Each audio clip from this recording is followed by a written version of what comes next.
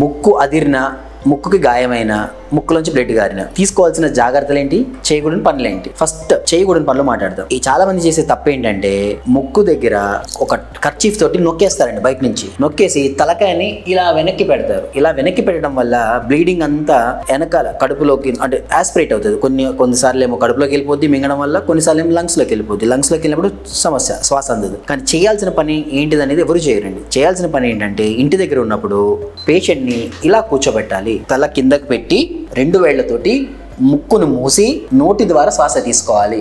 తల కిందకి పెట్టి బ్లీడింగ్ ఇలా 2 వేళ్లతో మూసి నోటి ద్వారా గాలి తీసుకోవాలి. ఇలా తీసుకోవడం వల్ల బ్లడ్ అనేది, బ్లీడింగ్ అనేది లోపలికి వెళ్ళదు. కారే రక్తం లోపలికి వెళ్ళదు. దీనివల్ల ఆస్పిరేషన్, దీనివల్ల కడుపులోకి వెళ్ళడమో అవ్వదు.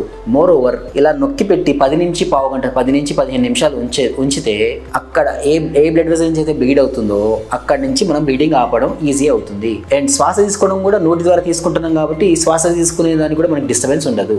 లేదంటే ఐస్ ప్యాక్స్ ఉంటాయి, ఇలా పెట్టి ఐస్ ప్యాక్స్ పైనుంచి వద్దండి. కానీ this is the only thing మీ ఇంట్లో చేసుకోగలిగింది అయితే ముక్కుని కంప్లీట్గా ఇలా పూసేసి నోట్లోంచి గాలి తీసుకోవడం మాత్రమే. Thank you. For more information please follow.